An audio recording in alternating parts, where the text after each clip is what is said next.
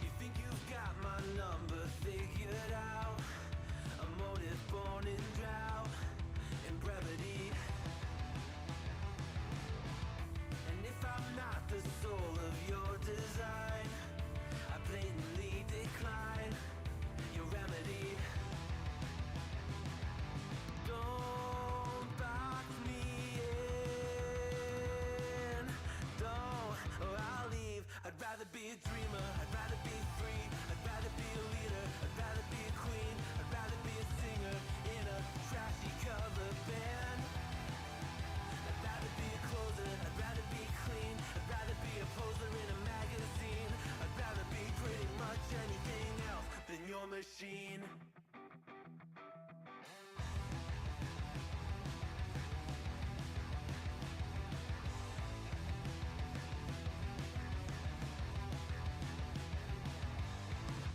Wasn't always just a single shade, a palette full of gray in reverie.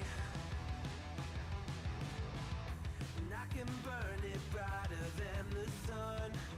I have a golden gun inside of me. Don't box me in, don't, or I'll leave. I'd rather be a dreamer, I'd rather be free, I'd rather be a leader, I'd rather be a queen, I'd rather be a singer in a trashy cover band. I'd rather be a closer, I'd rather be clean, I'd rather be a poser in a magazine, I'd rather be pretty much anything else. And if I fall behind, ignoring all the signs, if I lose the fight, I still rage against the night.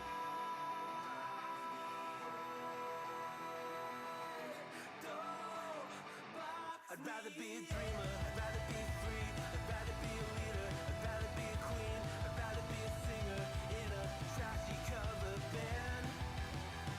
I'd rather be a closer, I'd rather be clean, I'd rather be a poser in a magazine, I'd rather be pretty much anything else than your machine.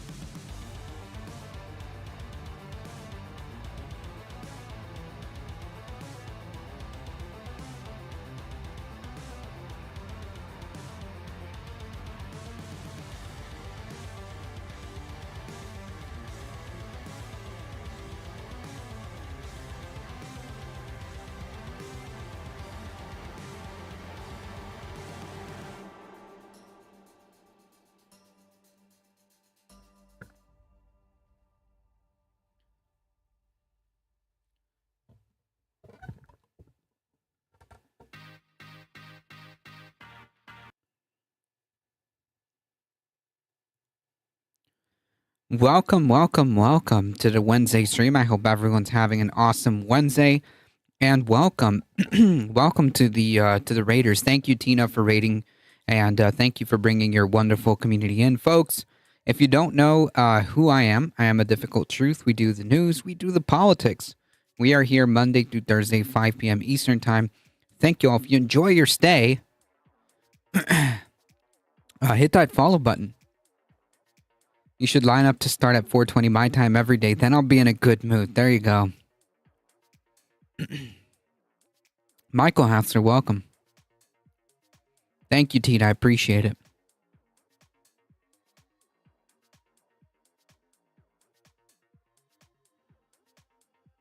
Folks, if you were here last night, we did the debate stream on Discord, and man, I really can't stand listening to JD Vance talk about pretty much anything. It seems like every time this dude would talk, he would premise it with a lie. It was very frustrating. Yeah, it was pretty fun hanging out with you guys. Perfect timing to all the Raiders. Thank you all for hanging out and stopping by. We're about to get started. Folks, there are many different ways to keep supporting the channel. Thank you all for hanging out here. Consider checking out the merch store and consider checking out the exclamation mark tip command. You can tip your streamer, and we just added a new emote for the subscribers, and you can also check out a version of it on the Discord. But there is a new emote for the subscribers. Here, let me show you an example. Oh, it might not be live yet. Oh, there it is. I can't see it myself. That's funny.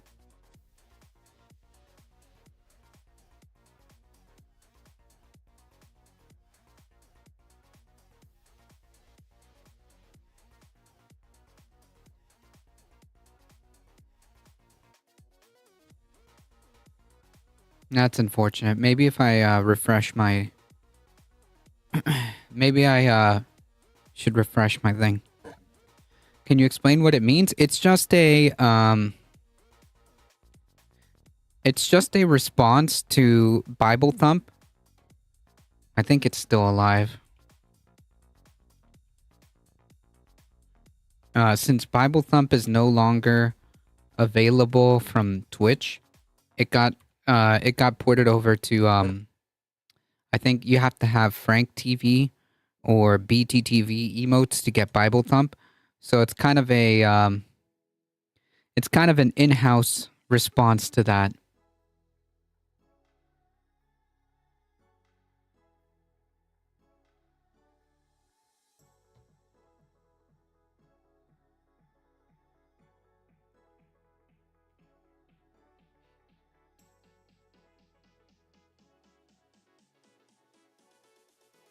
Did people get upset about the name? No, I think it was just I think Twitch just didn't want to renew the rights.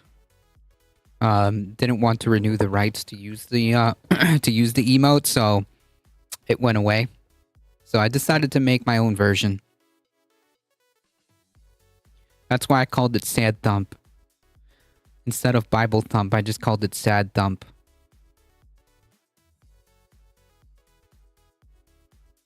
I mean, it does kind of, it does kind of keep the,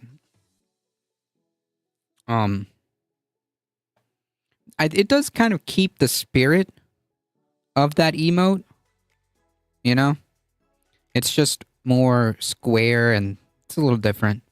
But I tried to keep the same, I tried to keep the same,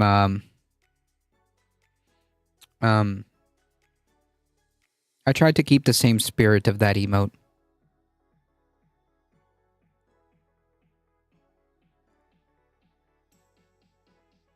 I still can't see it on my end. Maybe if I refresh. Are we covering the strike today? We did. We covered it yesterday. Yeah, 45,000 port workers are currently on what, day 2? This is day 2 of the strike. And we played that one clip from the president, and I think that was pretty freaking awesome. I mean, I can replay it because it's freaking good. Oh, there it is. It's freaking good.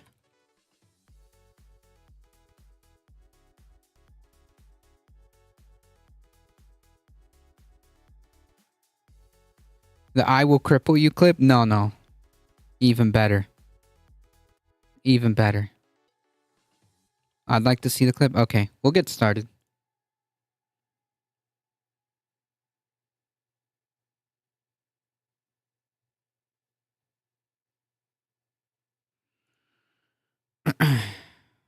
The South Carolina clip? No, I'll show you. Well, it might...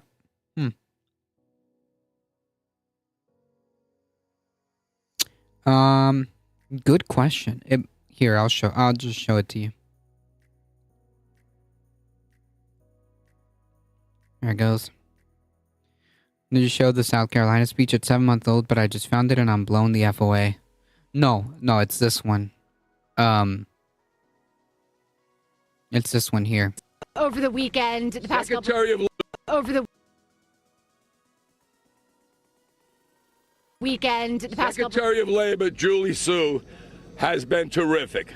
She's knocking down doors. She's trying to stop this. She's trying to get us to a media where we can have a fair negotiations. It's the companies that don't want to. They don't want to sit here and be fair. So that's why we're out here fighting for our livelihood. What more from the automation do you want? What more protections could there be? What more? Yeah, they have language in there now. Not strong enough, because what happens is they come in with new technology. We just caught them in Mobile, Alabama, called Autogate, and that means the trucks are coming in and they're already checked in somewhere else and not using the checkers in the ILA. Kamikaze, welcome. Circumventing the contract, they don't care. They don't care. It's not fair. And if we don't put our foot down now, they would like to run over us, and we're not going to allow that. You are going to grind the economy to a halt here on the East Coast and the Gulf Coast. No, not us. They are. Don't spin it now, because you're Fox News. Yeah, that 2 seconds right there is what made this entire for me, anyways. For me, anyways, this entire clip was made by those 2 seconds. I'm vulnerable and there is real potential to be hurt.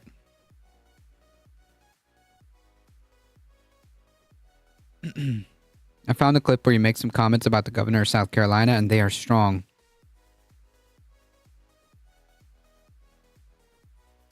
You can send it to me via whispers.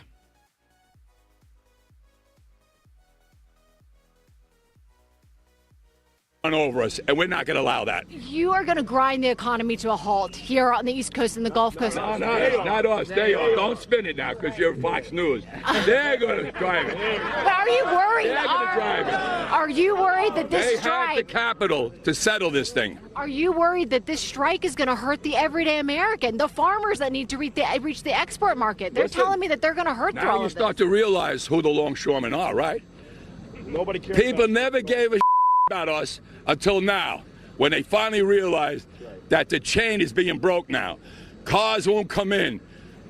Food won't come in. Clothing won't come in. You know how many people depend on our jobs? Half the world. And it's time for them and time for Washington to put so much pressure on them to take care of us, because we took care of them, and we're here 135 years and brought them where they are today, and they don't want to share. And I'm done. Base boss man. This is the real power play. Yep. The leverage at Christmas time. Yep. They can't keep exploiting these folks, period. Correct.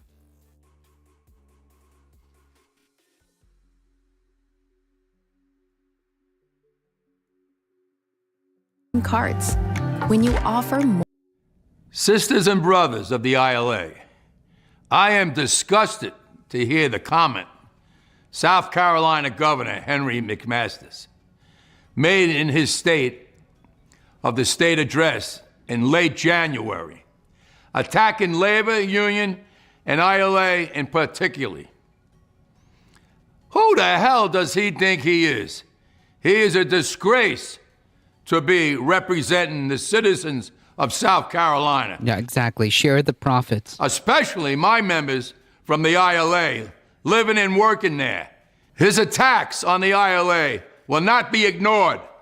ILA members in the Port of Charleston are among the best compensated workers in the state of South Carolina. And that burns the hell out of the governor. Language. He sits in his all-white private country club, surrounded by his cronies, saying he'll go to the gates of hell to keep unions out. Well, let me tell you, he's gonna go to hell. That's where he's heading. Does he realize what he's saying? Does he realize that he says he hates unions? Well, I can bet you the clothes that he wears on his back and the furniture in his house and the car he drives is all done by union labor. Nice. Absolutely. In the Port of Charleston, everything comes off a ship and keeps that state running, especially during the pandemic when everybody stood home and worked from their home. Not my longshoremen. They went to work every single day and broke their backs to keep that state, South Carolina, alive and moving. I welcome all the unions in the United States to go into South Carolina, start organizing, organize the warehouses. No, Jesus Christ. Whew. Grumpy Santa's right, correct. He likes mean Colonel Sanders. Organize the trucking. Organize the companies that are not organized. Let's teach him a lesson. Does he realize that this world, this United States, the unions is what made it? The cities in New York, Detroit, Chicago were all built by union construction workers. There's something wrong with this man. How the hell did he ever become governor? I don't know. He's a leftover from the 30s and 40s. Guarantee he's got a hood in the closet. Oh my God. Whew. Bro is cooking. He sounds like it. It's a shame that he's a governor of this state. He's a white supremacist. He doesn't realize that God made all men and women equal. He doesn't realize that. The ILA's never back down from a fight, and we are ready to take this governor on. The ILA is a target of McMaster's anger because the ILA and his local unions have a long and proud history of fighting for labor rights and the civil rights in South Carolina. Based. The ILA has earned respect of the Charleston community from its earliest days. The mostly Black Longshoremen's Union, local in Charleston, ILA Local 1422, has enjoyed the relationship with local politics, business, and community leaders. Governor McMaster, your ugly words and the threats have inspired the ILA. You will feel our power and the power of the worldwide labor solidarity. We will expose you for what you are, anti-worker and anti-union. We'll send a wave of protest marches from Charleston to the State House. Governor McMaster, you are nothing but a redneck. You heard me, a redneck. I don't even know how you became a governor. You don't belong in today's world. You would never make it in my neighborhood, Queens, Woodside. They would eat you up in 10 minutes, the way you speak. You should be a disgrace to everything that you stand for. I am furious at you, the way you talk about my union and other unions. Take a good look around this world. On the ships, it's all union, the people that drive those ships, the people that unload those ships. The people that drive the containers, the Teamster Union. Yep. Labor. Imagine being accurately told you don't belong in today's world by a 78-year-old man. Whew. The construction workers that build these cities. You brag about you only got 2% union in your state. That's a disgrace to you. Because you don't want to pay people a fair wage. You want to make all the money for yourself. That's what's wrong. And Bro is cooking on the highest setting. when somebody does something wrong, you want to fire them. Because you don't want a unionaire who protects the working men of this world and the women of this world. You belong in a different generation. This is today's world. And like I said before, God made everybody equal, men and women. You don't accept that. I'd love to talk to you personally, face to face. You should be praising the hard-working ILA longshore workforce at the Port of Charleston for their contribution to the South Carolina economy. We will make sure the country and the world knows that the ILA will always fight for its members and for their jobs. Based. That is freaking based. I like this dude. I like this dude.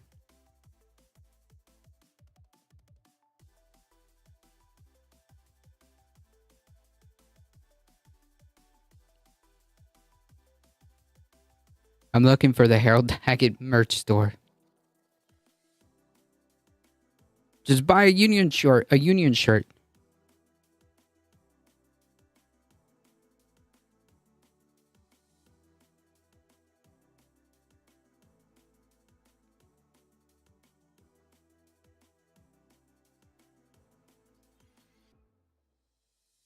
Anticipated to be more.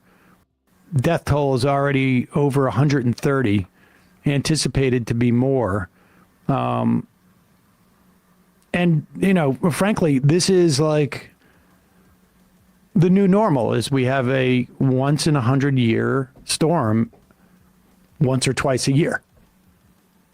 And we are just simply not set up for this. We are not set up for these type of changes. But here is a perfect example. I mean, how many times have we heard a story like this? There were workers at a Tennessee-based company called Impact Plastics. People died there. This is regarding the workers that passed at the hurricane.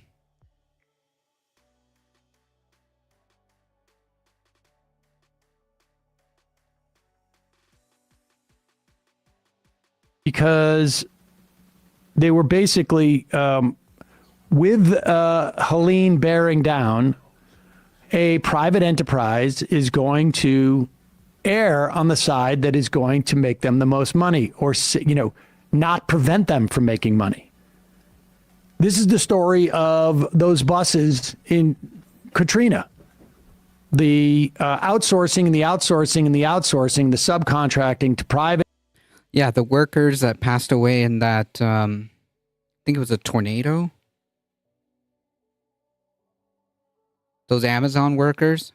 Enterprise to be responsible for those buses at Katrina meant that when the guy was like, the guy with the final contract, if I send those buses and they don't need them, and I send them, you know, 2 hours down the road and they're waiting out there, those buses are gone. The drivers are going to be costing me. I'm going to lose money on this.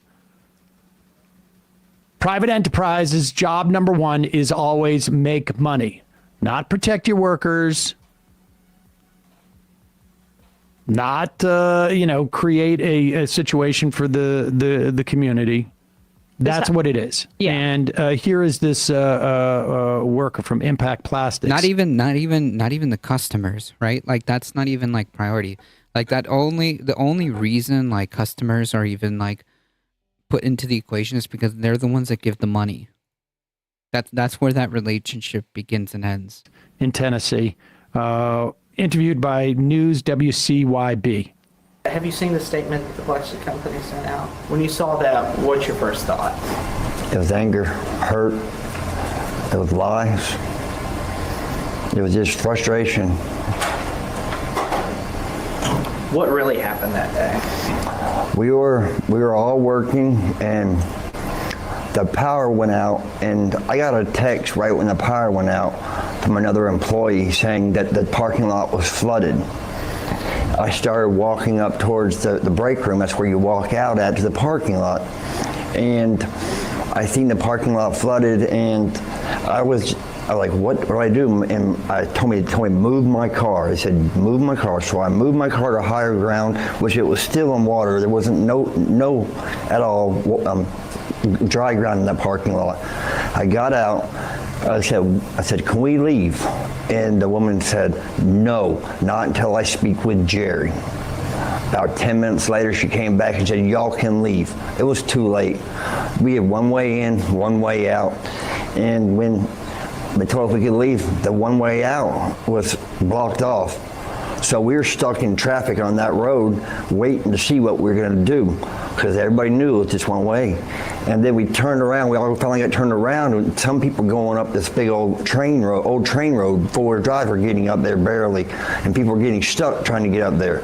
So they sent us down. So some of the other employees from another company sent us down. They said they cut open the fence on 26. So we went down there. Yeah, so this, like these stories, like, listen, folks, your life is worth more. Fuck these companies. Okay? Your life and your health is worth more than these companies. What are they going to do? Write you up?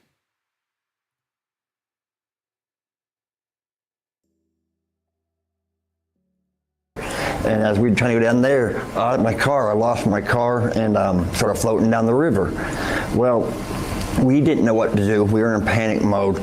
So the water was coming up, and then we did what we had to survive. It was a guy in a 4x4 came, picked a bunch of us up and saved our lives, or we'd have been dead too. It's just a job. And it won't matter in the situation of like Helene. It won't matter because chances are that's not going to be there when you get back, especially with something so catastrophic like that. Who cares, man? Just take care of yourself. What does that feel like now to be, one of the few that made it out? I don't know how many. It hurts. It hurts knowing that they didn't make it and I did. I don't know. I mean, it just doesn't seem fair to me that they didn't make it. What would you say to the company? Why'd you make us work that day? Why? We shouldn't have worked. We shouldn't have been there. None of us should have been there. And that's what I should have said to them.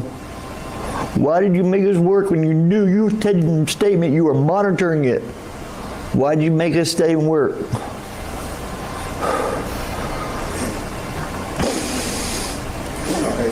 Is there anything else you want? I mean, when they told us we could leave, it was just too late. I mean, there was no way out. Some people made it out with four-wheel drives, but if you didn't have four-wheel drive, or if you were stuck in that line I was stuck in, it was too late. Because, like I said, my car got washed down the river. Trump intends to enact. That's so freaking scary, man. That is so freaking scary.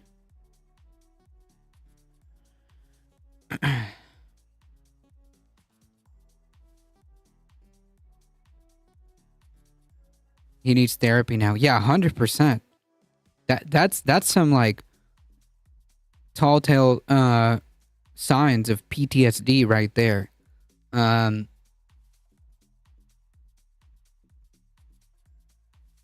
Knowing that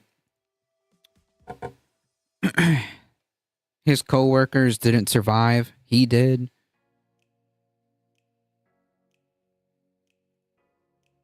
the company forcing these people to work.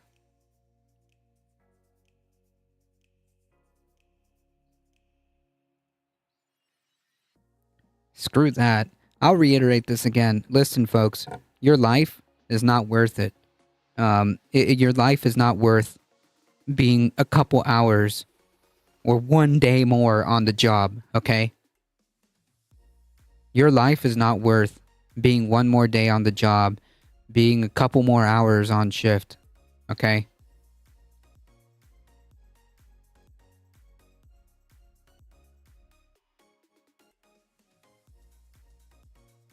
It's just not.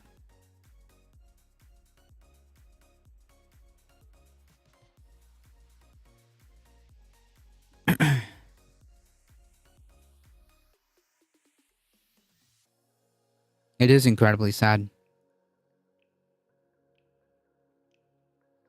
Oops, sorry. This is like reminiscent of COVID and, like I say, Katrina. The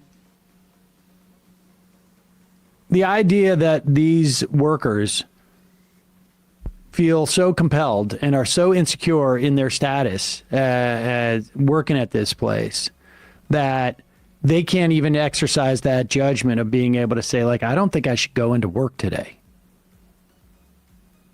Like that, there is no margin for error for them. If they don't go into work and there's no 100-year catastrophic flood, they get fired. So if they're going to stay out from work, you better hope. That's the situation that they're placed in.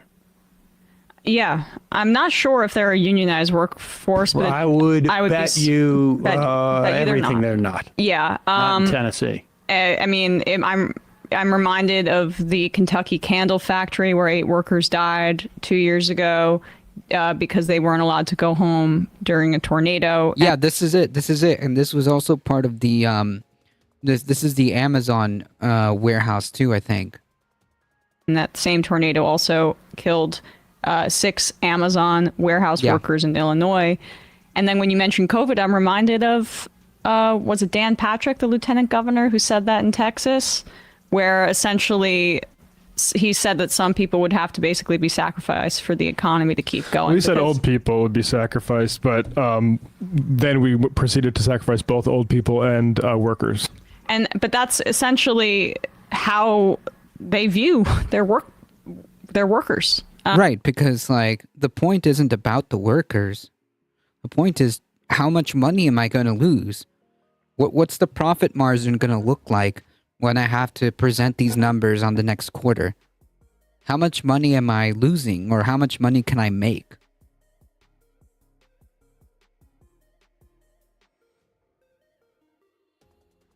At least in terms of how they treat them. That's what the prevailing narrative is by all these Restore the Republic grifters, like Bobby Kennedy, Russell Brand type of people. The problem with COVID was the shutdown, and they didn't let businesses continue operating. Yep. Not that a bunch of people were maimed and killed by a virus. Hi, folks. Hey, you've heard me criticize how the mainstream media across the political spectrum. Hey. Go chill on your own show, Sammy.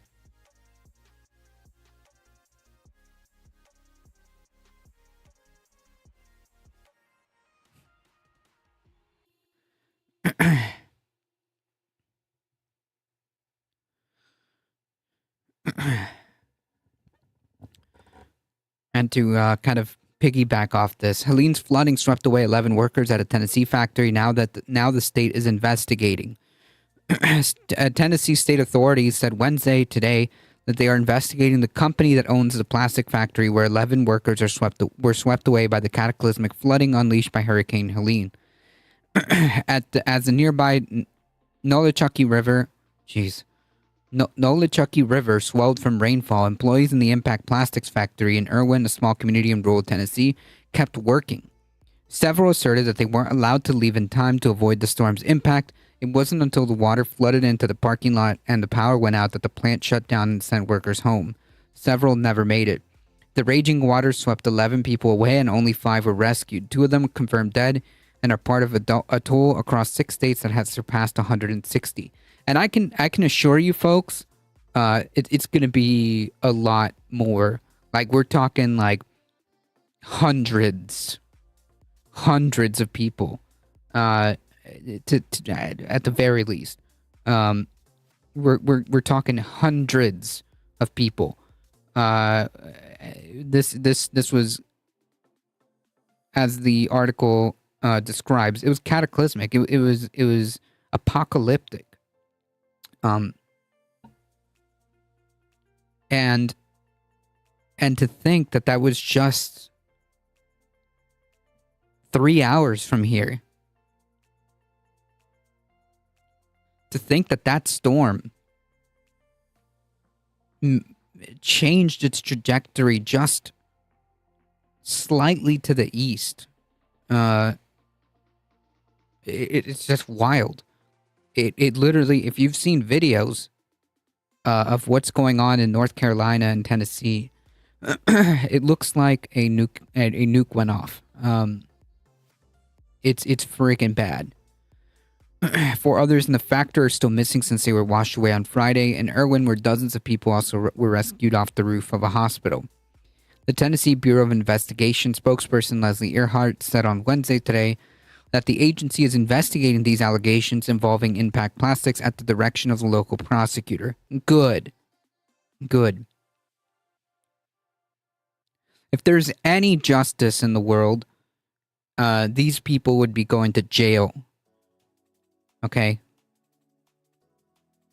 This company would be criminally liable. People should be going to jail.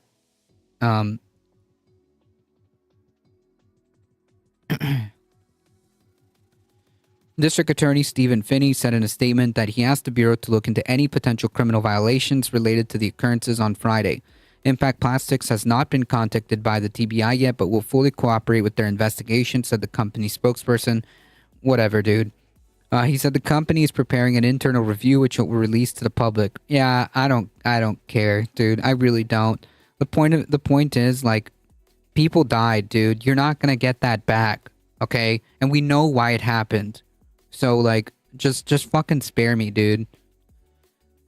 Some workers managed to drive away from the plant while others got caught in a clogged road, which is what the gentleman was describing in that interview, where the water rose high enough to sweep vehicles away. Videos shown the brown flood waters covering the nearby highway and lapping at the doors of Impact Plastics.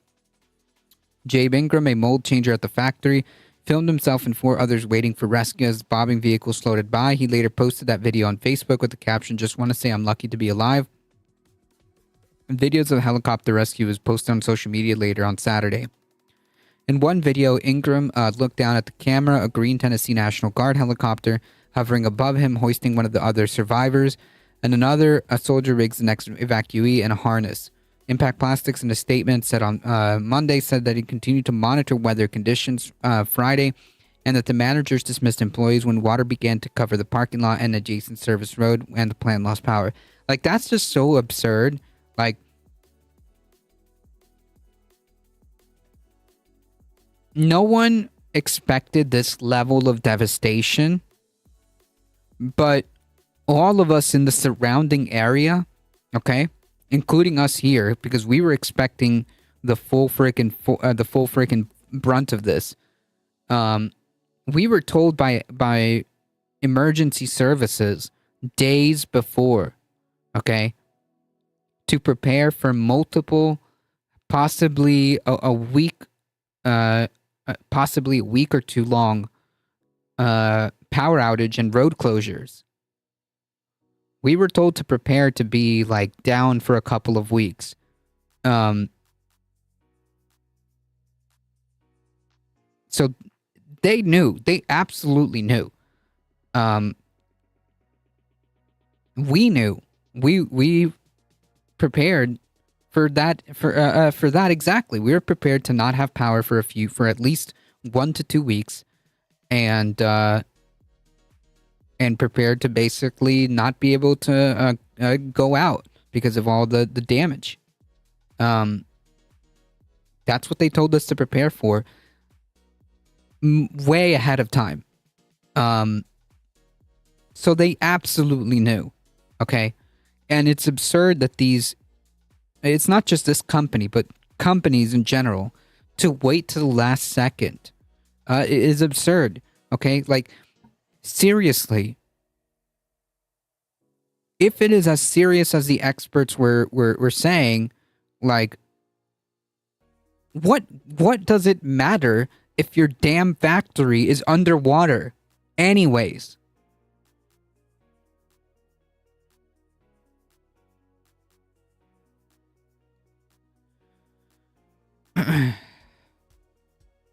Think of how stupid the average person is. I'm picking up what you're throwing down. I forget who said that quote. I think it was a comedian. In interviews with local news outlets, yeah, it's not just absurd. It's not absurd. It's Carlin, gotcha. It's not absurd. It's the height of immorality. I agree. I agree. Cognizant. Seriously, in interviews with local outlets, two of the workers who made it out of the facility disputed those claims. One told News 5 WCYB that employees were made to wait until it was too late. Another, Ingram, made a similar statement to the Knoxville News Sentinel. They should have evacuated when we got the flash flood warnings when they said that when they saw the parking lot. We asked them if we should evacuate, and they told us not yet, that it was not bad enough. Not bad enough?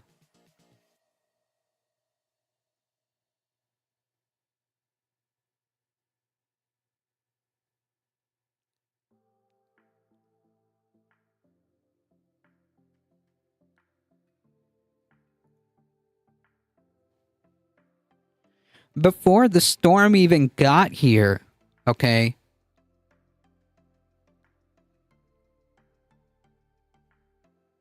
We have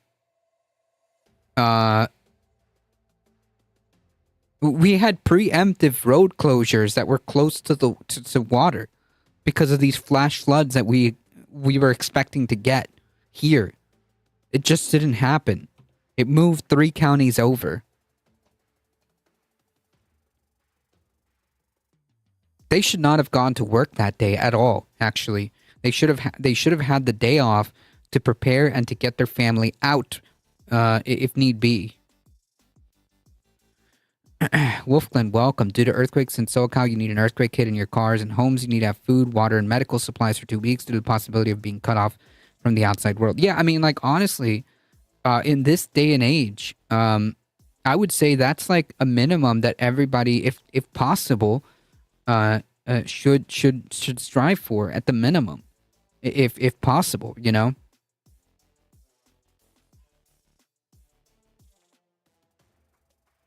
I think the federal government says as a baseline you should have at least 3 days worth of everything that you could possibly need.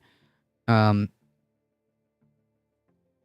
if possible, yeah, that's perfectly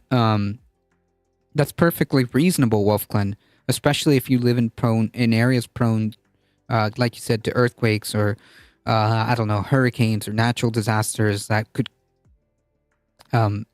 potentially leave you stranded for a couple weeks while they get everything back up.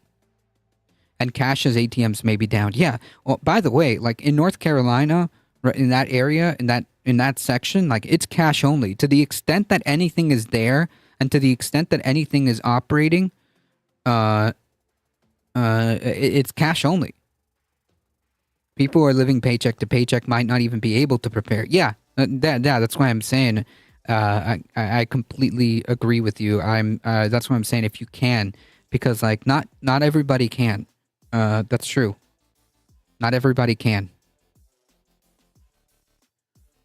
and not for lack of want. It's because, you know, you literally can't because you're just worried about rent coming on the 1st. So yeah, I completely get that.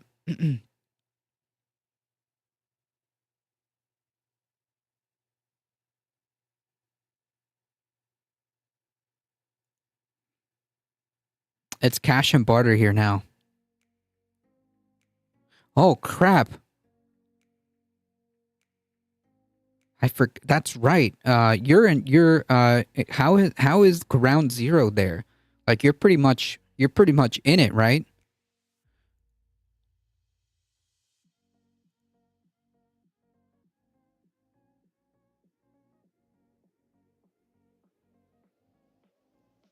Worst of all, my area is prone to waves of conservatism.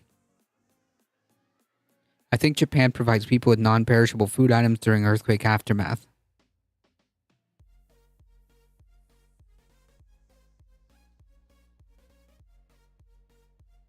Oh, you're not there? Oh, man. Whew.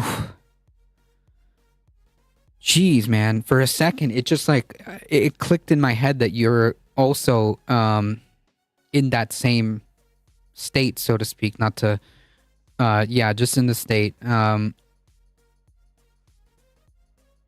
that's, whew.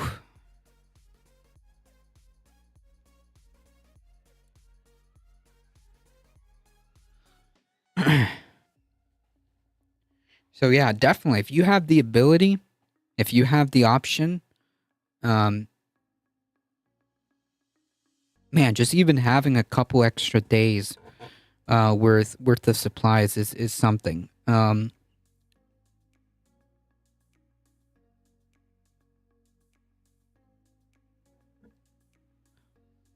Scary stuff. The 11 workers found temporary respite on the back of a truck driven by a passerby, but it soon tipped over after debris hit it.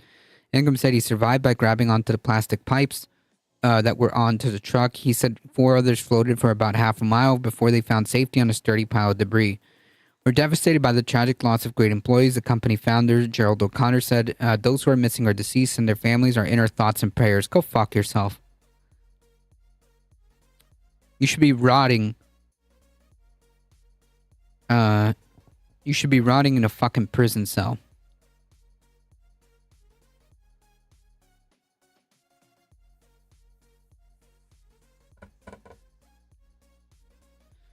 It finally feels like fall here. In 2 weeks' time, we'll be buried in snow. Whew.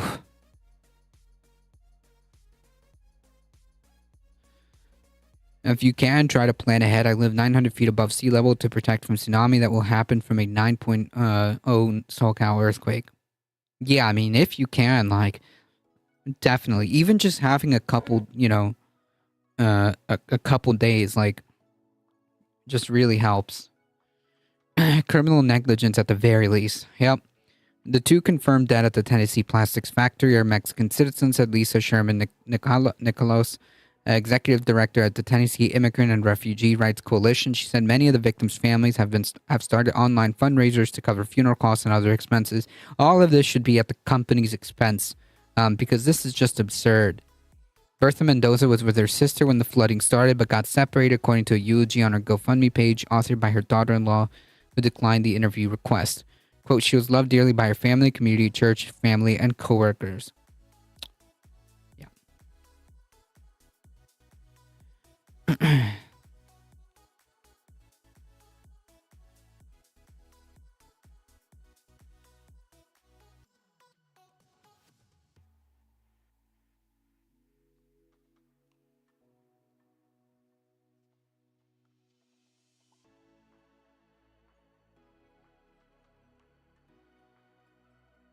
Yeah, extreme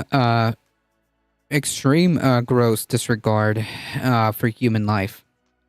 Hey, Echo Rest the Dragon, welcome. You know what? We'll do this one because it's exactly what we're talking about. Self-proclaimed billionaire Trump launches GoFundMe to help hurricane victims. Like, seriously, dude?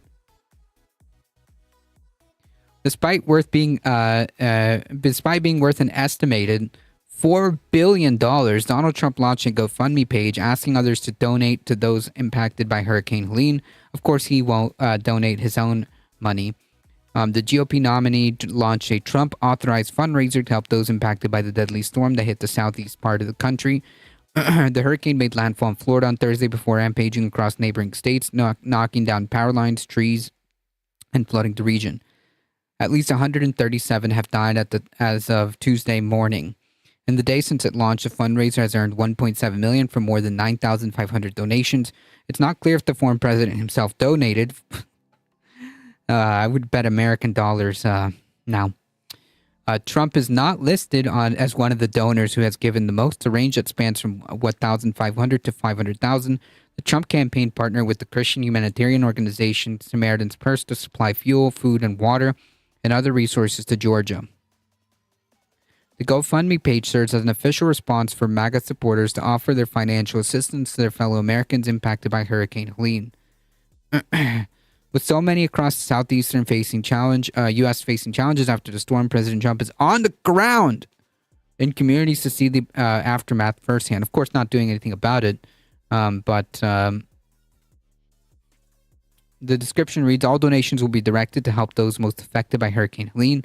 Any level of generosity will go a long way for your fellow Americans who are suffering. Notable donors include former Georgia Senator Kelly Loeffler, hedge fund CEO Bill Ackman, Dana White, Kid Rock, and outdoors store Bass Pro Shop. Welcome, Footlong, and there's already wording in the GoFundMe says the money might not go to victims. I'd be surprised if any of that gets to any victims. Yep. The former president is estimated to be worth about $3.9 billion, according to the Washington Post and Forbes. Much of that comes from a stake in Truth Social's parent company, Trump Media and Technology Group. The company went public in mid-September, allowing Trump to sell his nearly $1.7 billion in shares, but he has vowed to hold on to it. On Monday, Trump visited Valdosta, Georgia, an area ravaged by the storm. There, he alleged that the state GOP's governor, Brian Kemp, was unable to get a hold of President Biden. He has been calling the president, but he has not been able to get him. However, Kemp has already told reporters what the president told him on a call. Biden later also said about Trump he's lying, and the governor told him he was lying. Earlier on the day on Truth Social, the former president also basically claimed that Biden and North Carolina's Democratic governor, Roy Cooper, were going out of the way not to help people in Republican areas. Obviously, this is projection because this is exactly what he did during his tenure. He intentionally withheld aid. I think it was to a Democratic governor as well. In fact, wasn't it to the same Democratic governor? I can't remember. But yeah.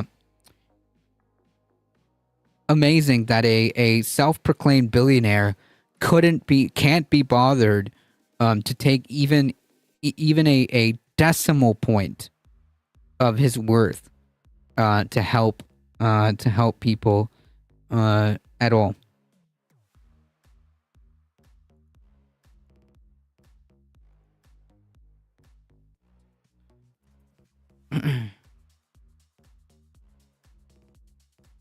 Biden is in my town now. Cooper. He just loves human misery, indeed. Oh, Governor Cooper. Gotcha. Trump is also trying to say all 190 deaths or so deaths are Kamala and Biden's fault. Yeah, true. Just go through the paper towels again, or maybe some chicken. Yeah, I'm surprised he didn't bring a truckload of paper towels to throw around.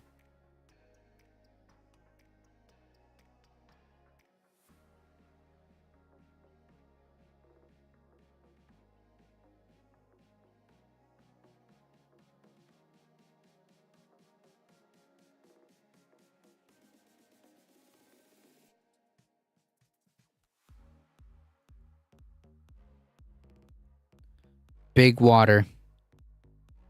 Did you hear about the chicken? No, can we get a TLDR on that? Unfair, beyond unfair, just shy of hateful, and there's a lot of disrespect in there because I lose out on my family time. You know, the folk who are making these decisions don't work 12-hour rotating shifts. They don't. I do. We do. I go to the doctor every 6 months, and my doctor tells me as soon as you can get off that schedule, get off that schedule. It is not good for the health. You know, Cognizant, there's unironically people that actually believe that. I saw, like, I think it was on Twitter, on Facebook, some people were under the conspiracy theory that the government manufactured the hurricane to go in a certain direction. And this was all part of a big conspiracy that the HAARP project, H-A-A-R-P project, manipulated the storm. Like, yeah, okay, that's what. Yeah, I totally saw that as like as unbelievable. Y'all see the story about the nude puppet Trump art display? I did. I did. I'm not showing that here, but I did. I did. For the first time in 3 decades, Teamsters at the Marathon Petroleum Refinery in Detroit are Nobody needs to see that. on strike. Nearly 300 workers have taken to the picket line after months of stonewalling by the oil giant. We're not looking to get rich. Inflation numbers are starting to come down, but the cost of living is not because of the corporate greed from these big companies. Marathon Petroleum made $9.7 billion in profits last year. Since May 2021, the company has bought back $35 billion of its own stock to boost wealthy shareholders. But the same generosity hasn't been extended to workers who are asking for a livable wage. If we had a small sliver of that, they would not miss it. We're the ones making the money for you. And, you know, you're making money off of our backs. They care about the shareholders and nothing else. It's a corporate greed thing, and I think it's capitalism gone too far. True.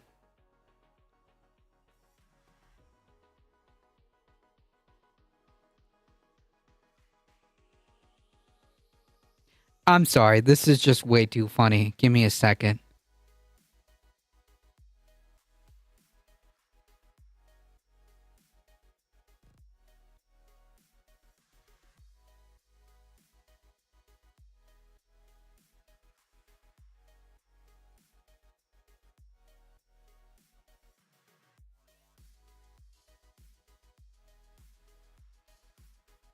Stand by, folks.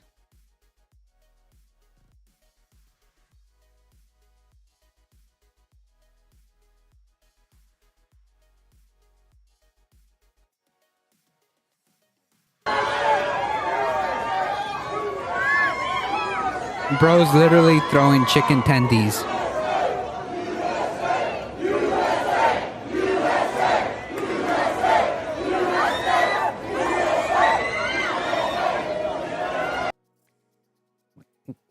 What?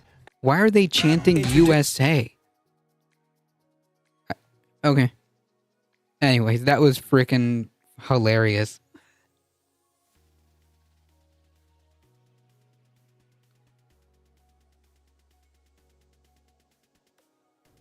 $1 of its own stock to boost wealthy shareholders. But the same generosity hasn't been extended to workers who are asking for a livable wage. If we had a small sliver of that, they would not miss it. We're the ones making the money for you. True. And, you know, you're making money off of our backs. They care about the shareholders and nothing else. It's a corporate greed thing, and I think it's capitalism gone too far. Workers are also raising the alarm about extreme workloads and unpredictable schedules, which they say the company has ignored. I'm a field equipment operator, and I've been here just under 10 years. We work 12-hour shifts, 4 days on and 4 days off. I work days. The previous week, I'm going to work nights. The following week, you know, the medical field has said that rotating shifts are a detriment to a person's body. I work with people who, because of this schedule, are now insomniacs. I work with people who, because of this schedule, have suffered negatively in their own homes. The space between their children kind of grows because they're not there. We can only protect 12 off days a year. Other than that, the company can force you to work or call you into work at any time. So we're looking to get some protections around our off time. To add insult to injury, the company hired scabs from other refineries to fill in during the strike and is paying them double the usual rate. I feel that they could use that money and bring us back in and continue negotiating. Spend $1 million to save a dime, right? I mean, it's not good business decisions in our eyes. Instead of spending that money there, you would put it into this contract and we'd already be done. Give us the language changes, give us a fair raise, and put us back to work. Not to mention, every refinery has its own complex equipment and procedures. Using workers who aren't trained and aren't familiar with the facility raises the risks of malfunctions and catastrophic accidents. It could take up to a year or more to become qualified on these units here. These folks have been here for a few weeks, so no, they're not qualified to work these units. There's a lot of companies that travel around the country, and that's what they do. They just go to refineries, they come in, do a job, and get out. There's a lot more safety incidents with them because they don't care. They're trying to get in and out as quick as possible and make a quick buck. Safety is very important at a place like this, and that's what concerns me most about the scabs here. There could be an explosion, there could be a poisonous gas release. No. First responders are out here on strike. So what, God forbid there's a situation in there right now, who's equipped to handle it? Even prior to the strike, the company had been increasing its use of subcontractors. It's a growing trend within the industry, which the union is pushing to stop. Because they're letting the maintenance department disappear through attrition. They're not using the building trades that are here. They're not using the electricians and the welders and stuff from here. They bring them in from out of state. We need some job protections that you're going to stop letting this attrition happen and at least maintain what we have so that these guys can have a future here. The Teamsters came prepared for a long fight. They've arranged $1,000 a week in strike pay and set up picket shifts so members can take side jobs if needed.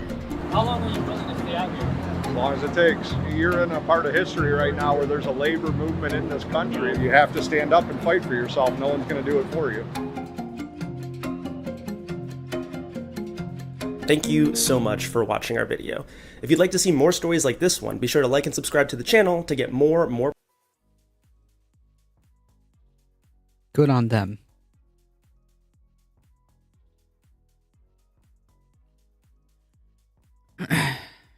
Let's do a meme, okay? Let's do a meme. I think we need this.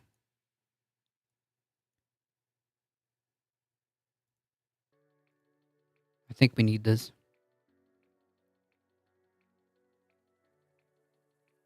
This is a message from the U.S. government. No, not the fake commie pet-eating government. The one that actually won in 2020. And now, after winning 2 elections and all of his own golf tournaments, President Trump is running for a 3rd term. So suck shit, childless cat ladies. Trump 24. During his 2nd term in office, President Trump has been working tirelessly from the Orange House, blocking border security legislation, praising dictators, praising billionaires for firing workers, dissing our military, and flying around in the pedo jet. But most importantly, tackling the greatest threat of all at the coming election: voter fraud. Sure, there's no evidence of widespread voter fraud in our elections, as countless officials, security agencies, courts, reports, even our own report, even our buddies, even the conservative Supreme Court stacked with Trump appointees have repeatedly stated. Heck, even we don't believe our bullshit about voter fraud. True.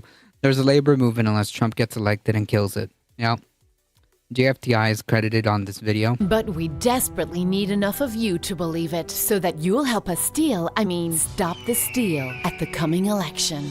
Cause you see, we know we can't win elections the old-fashioned way. You know, by getting the most votes. We haven't won the popular vote in 2 decades. So we need your help to stop people voting against us. That's why we recruited thousands of our fraud-pilled minions to launch mass challenges of voter registration via our app, which is purging unknown numbers of legitimate voters from our voter rolls. Screw the vote! And it's why we've also introduced a raft of new vote suppression laws, like this, and this. Also this, lots of this, and a shit ton of these, which we say are to stop voter fraud, but actually just stop people who tend to vote against us. I mean, illegally. And here we have to thank our friends at SCOTUS for eviscerating the Voting Rights Act, which is what enabled all these vote suppression laws. SCOTUS! But that's just the tip of the shitberg. Fear of non-existent voter fraud is also at the heart of our brand new plan to grab this election by the pussy on Election Day. Introducing our Precinct Strategy. Overseen by the Supreme Shitlord of the Megasphere, the Precinct Strategy entails signing up our fraud-pilled army to be poll workers at the local precinct level, where votes are counted. We're taking this back village by village, precinct by precinct, and they can't stop it. Yep, the guy who committed actual fraud against thousands of our supporters has recruited thousands of our supporters to find imaginary fraud. And on election day, they'll be out challenging voters. You got to contest every ballot. And reporting the fraud to our hotline of lawyers, who'll then use the evidence to launch a barrage of lawsuits in precincts across the nation, creating the impression of widespread voter fraud. Which brings us to the final part of our plan, which we like to call total fucking chaos. Total fucking chaos is the goal, as that will allow officials to declare a perfectly normal election rigged. It didn't work last time due to uncooperative officials, but this time we'll be the officials, as we've also taken over election boards. We're taking over all the elections. Suck on this. Our friends at Scrotus can then step in to decide the election outcome like they did in 2000, or throw the decision to a congressional vote. Either way, Il Duce wins a third term. And if that doesn't work, fuck it, it's Civil War time. The only thing that can stop all this is if enough of you are ready for the total fucking chaos and can keep calm until all the votes are legally counted. So don't share this video with everyone you know, and don't go to this website to check that we haven't purged you from the voter roll, or this website, which lists all the new laws we've passed to make it harder to vote. All the links are in the video description. Do not click them. 'Cause remember, America, our elections are deeply unfair because of this. And this. And 'cause of this shitty voting system that enshrines a two-party duopoly, but not due to voter fraud. That's just something we made up to exploit your legitimate desire for fair elections to help us rat fuck this one. Trump 24. Now get to work, patriots. This election isn't gonna steal itself, you pieces of shit. Authorized by the Department for the Prevention of Pet Eating and Transgender Operations on Illegal Aliens in Prisons. Amazing.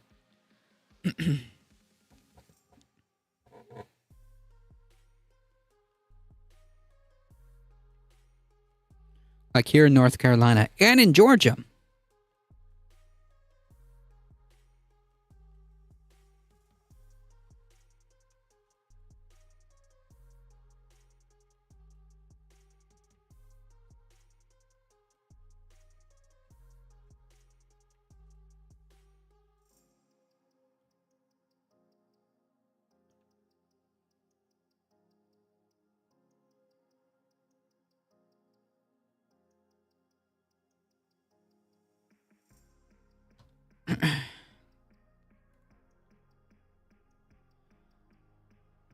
So that kind of sets us up for this real clip.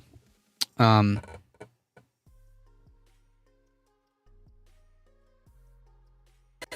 trust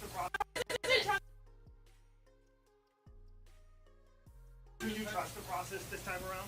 Did I what? Do you trust the process this time around? I'll let you. So it's kind of low to hear, but the reporter asked him if he trusts the process this time around, with the context being the elections, right? Like, do you trust the election process? You know, in about 33 days. No, look, I mean, 33 days.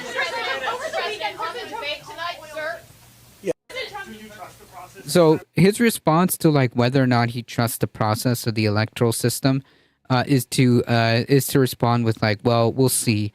I'll let you know in 33 days. In other words, if I win, then yeah, it's all good. And if I don't win, then no, I don't trust it.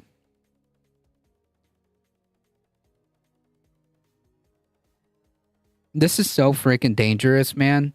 This guy's gonna incite another. In fact, I would say, if he loses, this language is all but guaranteeing that something worse than January 6th could potentially be incited because of continuous rhetoric like this. And mind you, this has been going on for years at this point, and he's doing it again. And these cult members are already primed. Okay, they're already primed, and they already got this in their head that if the dear leader loses, it is only because of fraud. And, in their heads, they did it once. But I think the second time, I think they'll definitely the possibility for them to do something even more worse than January 6th has risen. That's for sure. The Democrats had 4 years to prevent this and instead did nothing. Dems need to win by a lot, even in swing states, right? But that's not what is being projected. That's the problem. That's not what is being projected right now.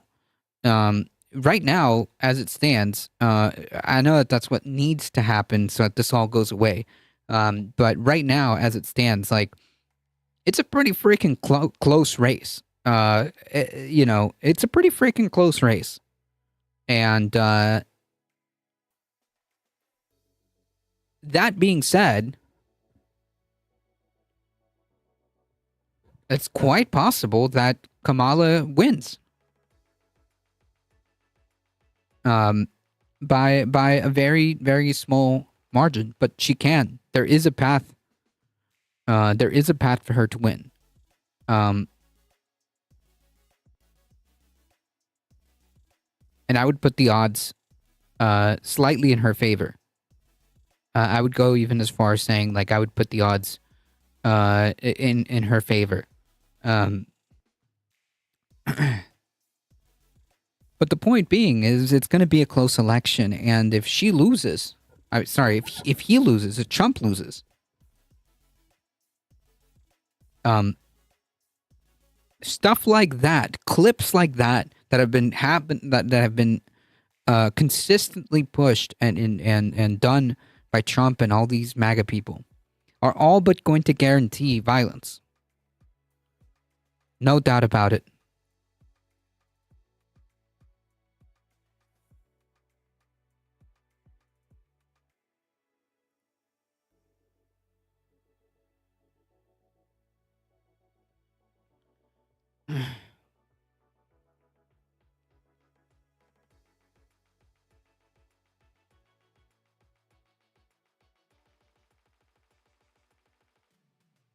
Keep having Maya Rudolph play her on SNL. Maybe she'll win.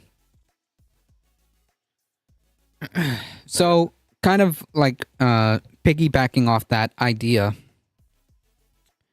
bombshell immunity filing details Trump's alleged increasingly desperate bid to overturn the 2020 election.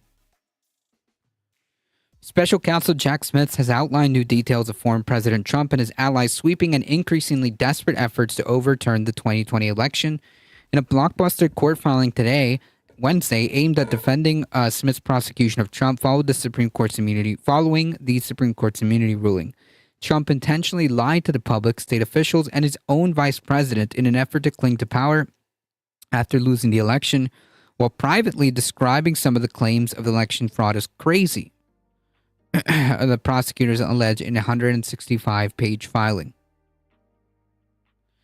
Quote, when the defendant lost the 2020 election, he resorted to crimes to try to stay in office.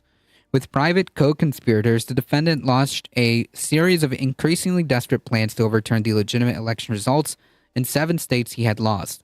When Trump's effort to overturn the election through lawsuits and fraudulent electors failed to change the outcome of the election, prosecutors alleged that the former president fomented violence, with prosecutors describing Trump as directly responsible for the tinderbox that he purposely ignited on January 6th.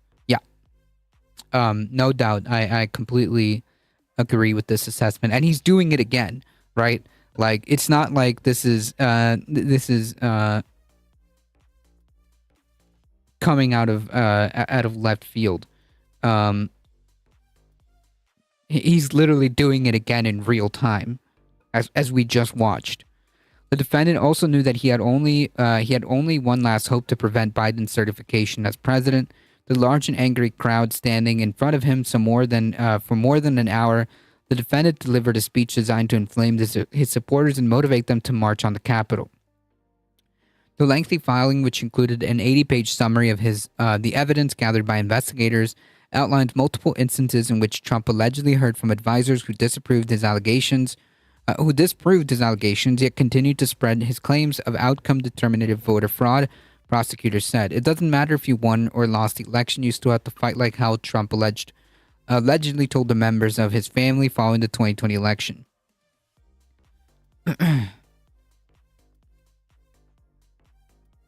Jim Gaffigan as Tim Walz. I could see that. As according to prosecutors, Trump laid the groundwork for his crimes well before Election Day, including by sowing doubt among his supporters and planning to declare victory immediately, despite multiple advisors telling him that the results were unlikely to be finalized on Election Day. Prosecutors allege that Trump and his allies sought to create chaos at the polling place, including one instance when a campaign employee encouraged a colleague to make them riot at an ongoing vote count in Detroit, which the former president later used to support his claims of voter fraud.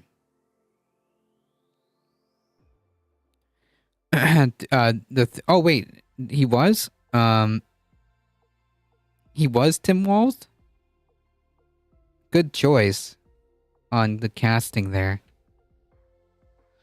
You should watch the segment. I'll post it on the server. Good. Sounds good to me.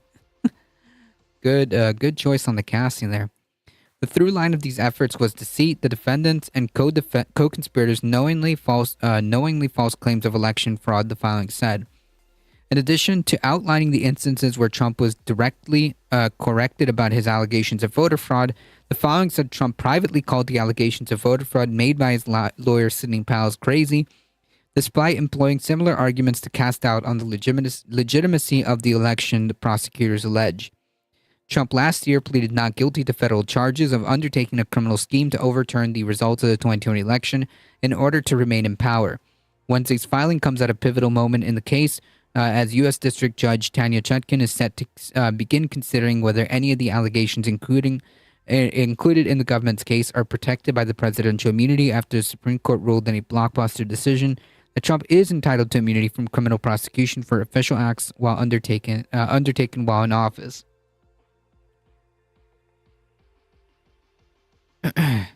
In August, Smith filed a pared-down indictment that removed allegations likely to have been considered official acts, including Trump's interactions with the Justice Department officials to interfere with the election, while still charging the former president with the same 4 criminal counts he originally faced. Last week, Smith filed a sealed brief seeking to justify the superseding indictment, then sought to file a redacted version for public release. Trump's lawyer opposed on Wednesday's lengthy filing, which they described as tantamount to a premature and improper special counsel report, and argued that public release of the allegations would improperly influence the election and violate Department of Justice policies. Judge Chutkan, who has long stated that the election does not play a factor in her decision-making, ordered the filing to be publicly released on Wednesday. In justifying his case against Trump, Smith alleged that Trump acted as an office seeker rather than office holder when he committed crimes, and that he must stand trial for his private crimes as would any other citizen. Although the defendant was incumbent president during the charged conspiracy, his scheme was fundamentally a private one, the filing said.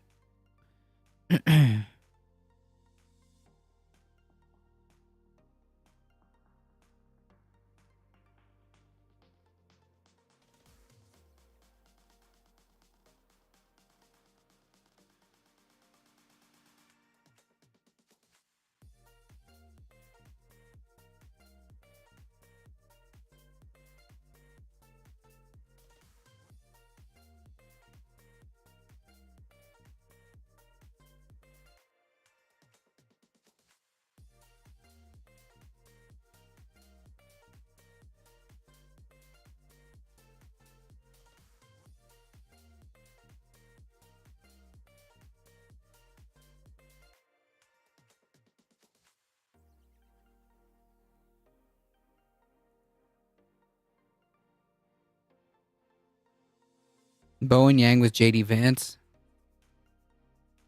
I'll post that too. Yeah, okay. That sounds good to me. So for revealing Gates information like that is election interference, then Trump should be arrested for revealing stuff about Clinton. Yeah, see, the rules don't apply, right? The rules for me, but not for thee kind of deal. Or rules for thee, but not for me.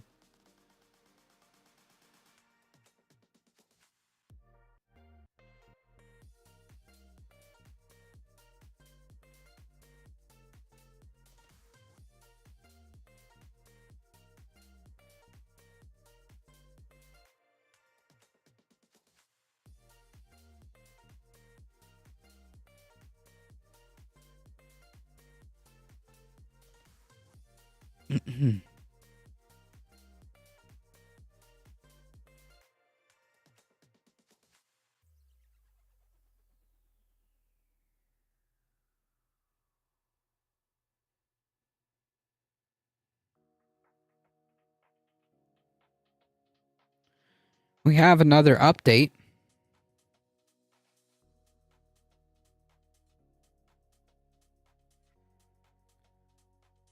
We have another update on the Eric Adams case.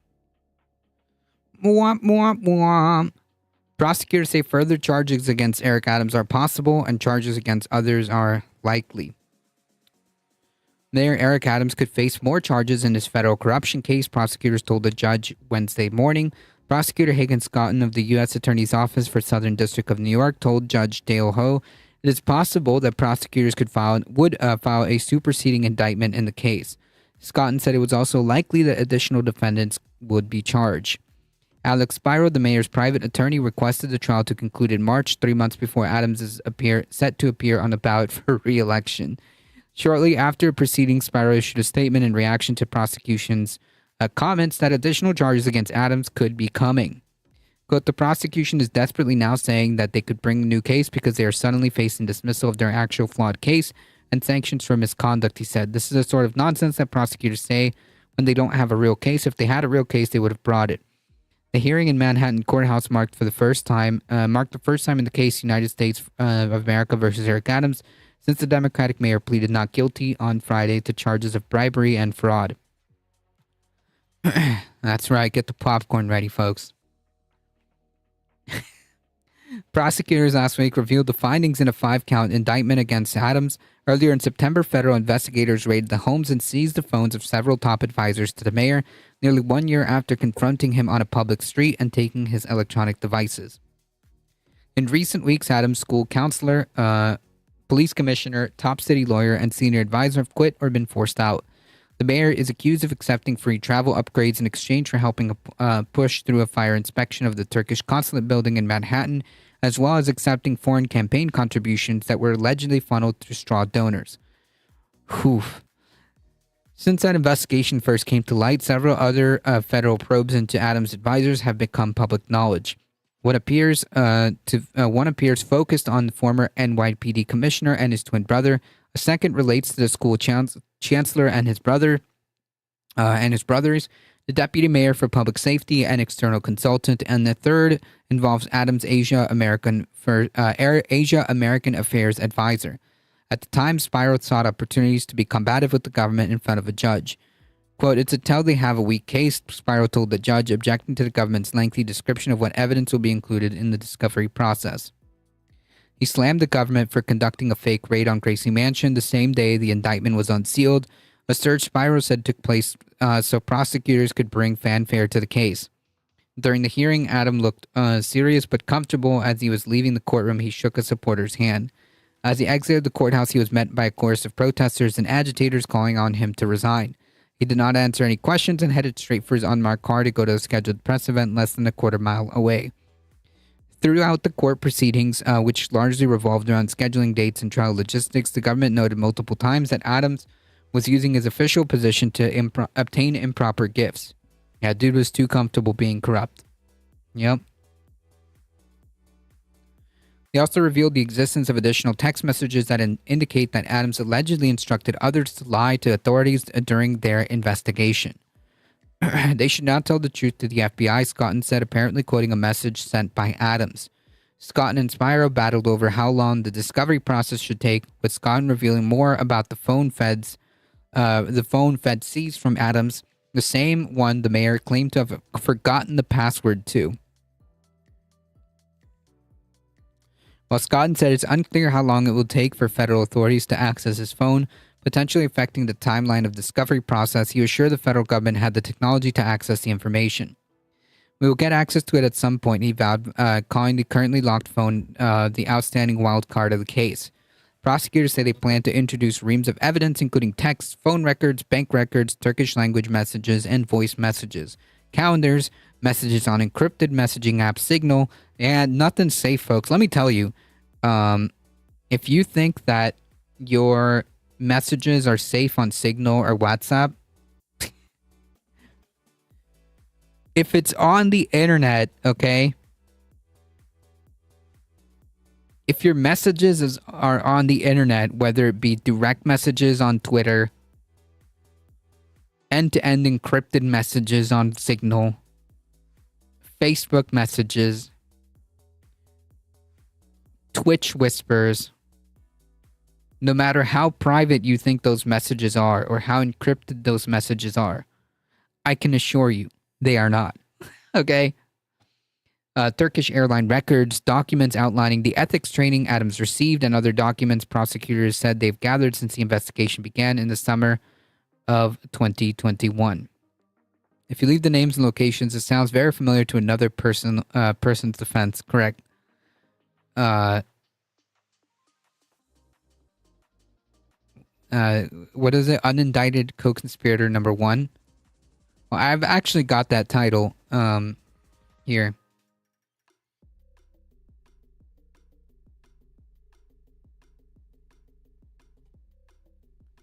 Yeah, unindicted co-conspirator number 1. That's who it reminds me of.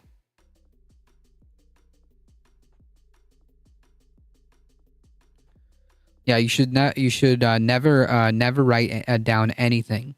Not digitally, okay? Not digitally, and certainly not anywhere where you could be it's just kind of an overarching rule, right, for operational security. If it's online, it's hackable, okay? It's that simple. Yeah, not even in chat. An old way was to use a shared account and enter a draft method, and then the other party erases it. Best used if done at set time.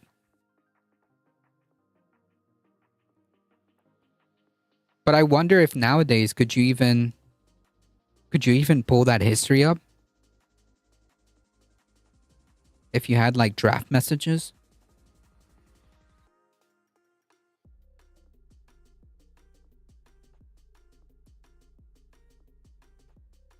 I mean, I just assume if it's digital, it's if it's digital, like definitely, like you could it can be done.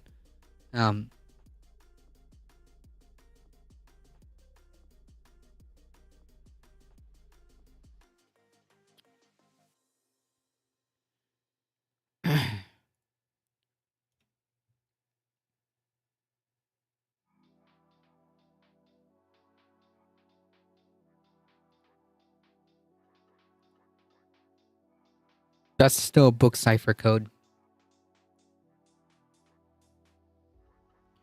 Keyloggers and screen scans, so many ways to get and take information. Yeah, like I said, I just assume.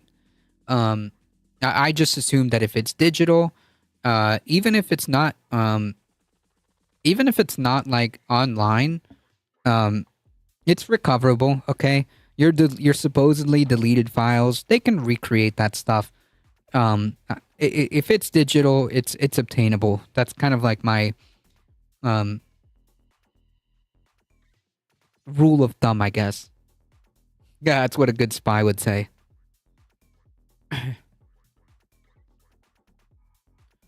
Amid all of it, Spiral pressed Judge Ho for an expedited trial date. The government, however, sought a longer timeline. We have every right, the public has a right to a speedy trial. We do not want this case dragging, and there's no reason for it to drag. The judge delayed setting a firm timeline for the trial, but a November 1st hearing has been scheduled to address Spiral's outstanding 2 motions, one calling for the top charge to be dismissed and another that asked the judge to investigate leaks about the case coming from the government. Spiral requested the trial to conclude by March so it doesn't hang over Adams while his campaign is collecting signatures needed to appear on the ballot. Adams did not answer questions yelled at him as he exited the courthouse.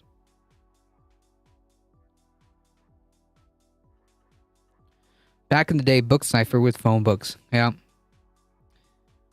Because if that information is on RAM, just depends on how long and how much device is used if they'll be able to pull the info. I mean, there are companies that are dedicated to doing exactly that, right? There are companies dedicated to like piecing back together data, that are literally in the business of piecing data back together.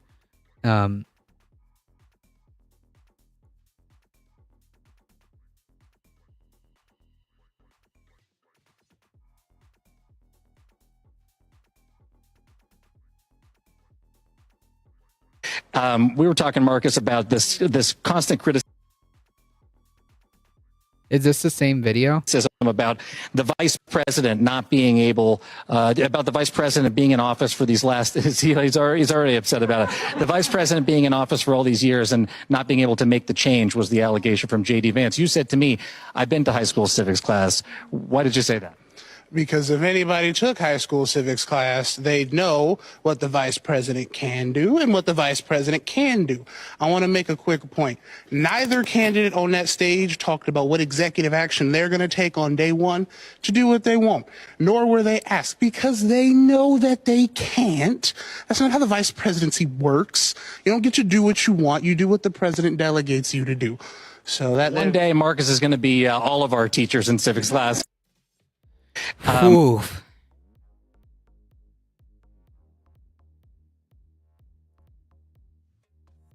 We were talking, Marcus, about this constant. Whew.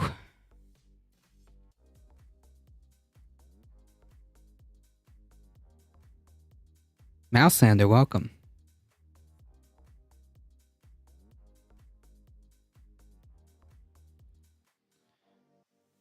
That is why it's key to both parties to sit down at the same time. After 256 write-overs is almost impossible.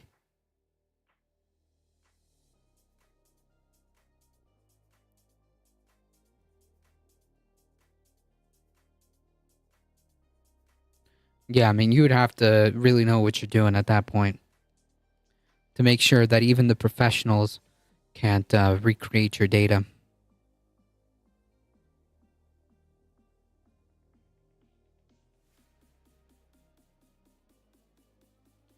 All right, folks, we got one more. We got one more. Florida enacts tough law to get homeless off the streets, leaving cities and counties scrambling. I loved it and I had to share it. No problem. As the sun rose on Tuesday, Robert Robinson pulled himself from the sidewalk outside Fort Lauderdale's bus depot. It's where he'd slept and become a violator of Florida's newest law. Humpty Dumpty data recovery. Gotcha.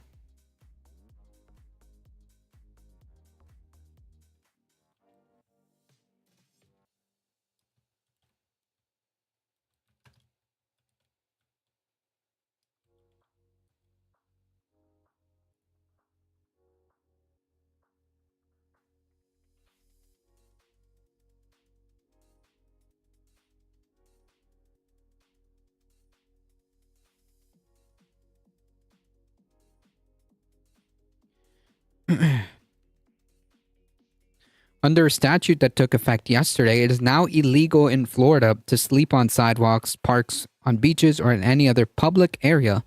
In one of the strictest anti-homelessness measures in the nation. Quote, where are they going to put all these people? Robinson asked, pointing to several other homeless persons nearby. The 61-year-old former fence installer gathered his few clothes, toothpaste, and a case of cat food he'd hoped to sell for $2, and loaded them into the wheelchair he used as a walker and wagon. There aren't enough bed spaces at the shelter. Fort Lauderdale and Florida, other cities and counties have only 3 months to figure it out. Starting January 1st, residents, business owners, and the state can sue municipalities that they think they don't think are doing enough. So I don't know, that's kind of subjective. Under the law, local governments must enact ordinances to create, bolster, and enforce programs to help get the homeless off the streets. Florida estimates it has about 31,000 homeless people, though advocates say it's likely an undercount. That's a fraction of California and New York, but large majorities in the legislature said the law was needed. Residents complained that homeless take over parks, sidewalks, and threaten children, leave trash and urinate and defecate in public. It is our responsibility to deal with the homeless, and that is why we can't wait any longer, said Republican State Senator John Martin, sponsor of the bill. Governor DeSantis called the law absolutely the right balance to strike.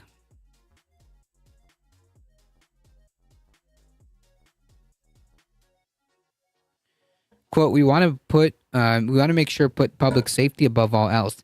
Like, seriously, man, if the problem is that people don't have houses or don't have housing, then like the solution is obviously to make sure that people have housing, a roof over their head.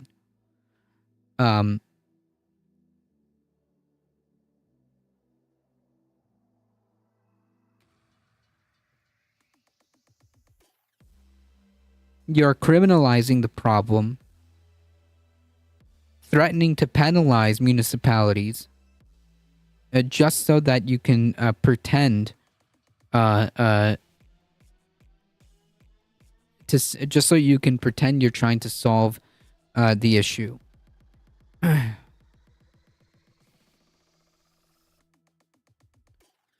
U.S. hard drive deletion for top secret data drives is 128 passes. Russia's 256 passes. It would take thousands of years to reassemble even 128.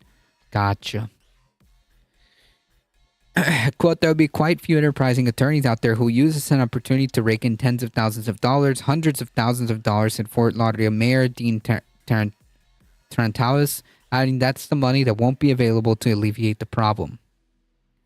The state budgeted $30 million to help municipalities enact the law and provide the homeless with mental health and substance abuse treatment, but many local officials say that's not enough. The biggest county allotment are about $600,000 each.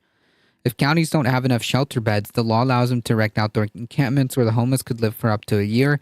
The biggest counties required to equip them with sanitation and 24-hour security.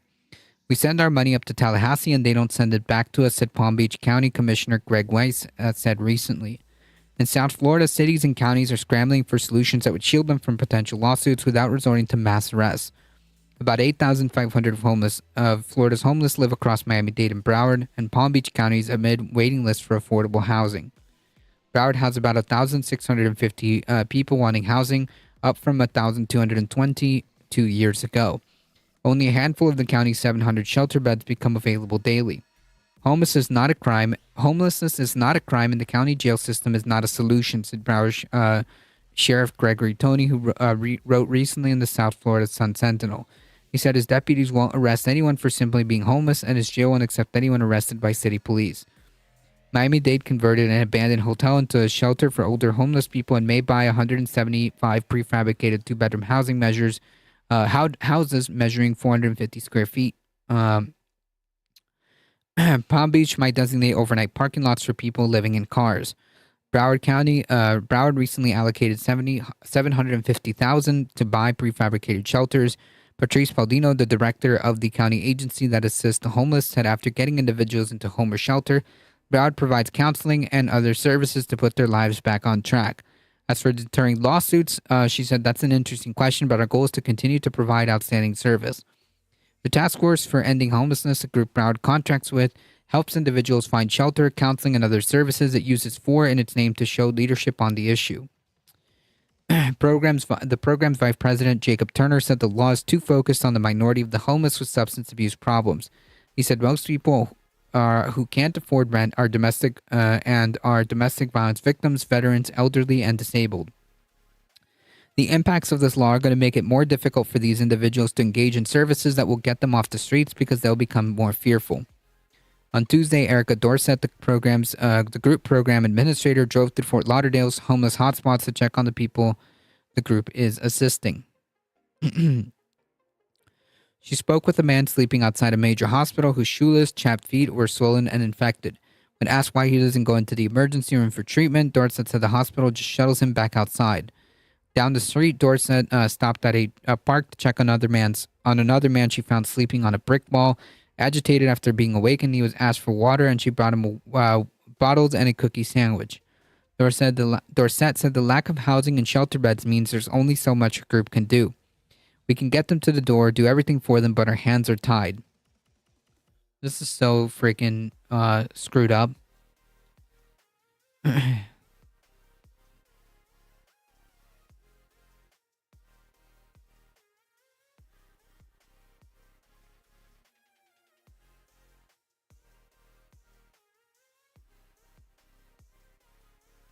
Instead of actually trying to address the problem in any meaningful way,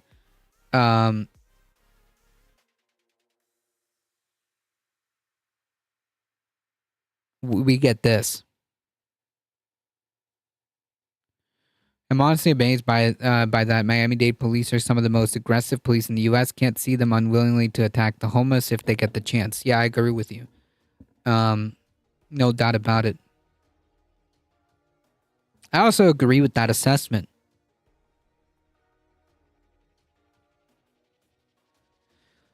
Florida state troopers are also pretty freaking bad. Supremacy Court says this is right. This is all right. Yep.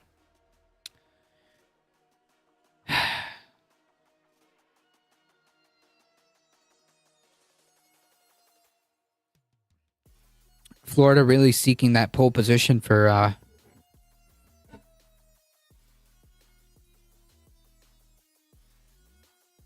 being terrible.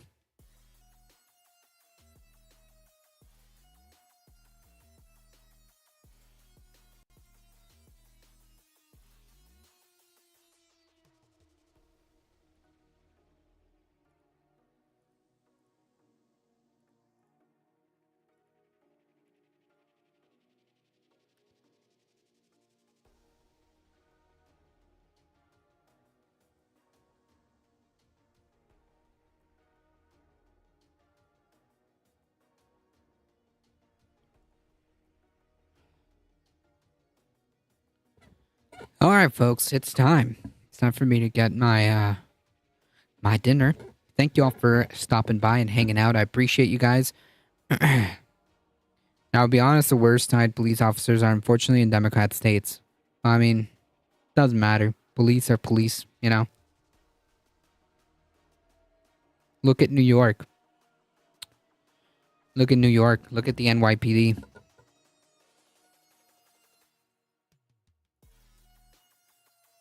Thank you all for stopping by. I appreciate your support. Thank you to all the folks. Yeah, that was one I was gonna list. Yeah, your support is what makes this channel grow. Thank you all. And hey, if you're a subscriber, that in South Cali, true. If you're a subscriber, say hello to the new emote, Sad Thump, a response to the now defunct Bible Thump, which only lives now in Frank TV. So if you want Bible Thump, you have to download the extension. But if you subscribe, you get that emote as well. I appreciate you guys. Thank you. Consider checking out the merch store and hitting that exclamation mark tip. Join the Discord, folks. We do movie nights, and we cover presidential debates or important events that happen. So join the Discord, and there's also awesome people there. It's proven that police are mostly Republican and conservative. Yes, that's true. Very true. Thank you, Michael Hassler, and thank you, Heat, for modding the chat. I appreciate it. Thank you all for stopping by. Keep it up, folks. You guys are what makes this channel go. Spread the word far and wide. We're here Monday through Thursday. We'll be back tomorrow, 5 p.m. Eastern Time. Thank you, Kamikaze, and I appreciate that. Thank you. As always, folks, please stay safe. Please take care of each other. I love you all, and I hope to see you guys in the next one tomorrow, 5 p.m. Eastern Time. See ya.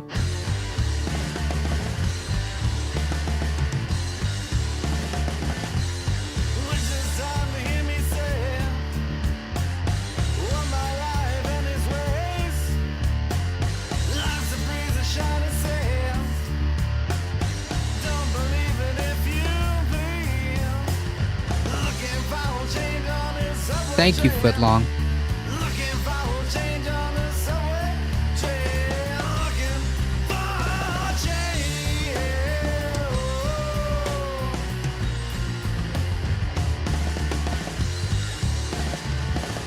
It's Globus the Elder's birthday. Let's go show Globus some love. Okay? We're heading out in 5, 4, 3, 2, 1. Bye-bye.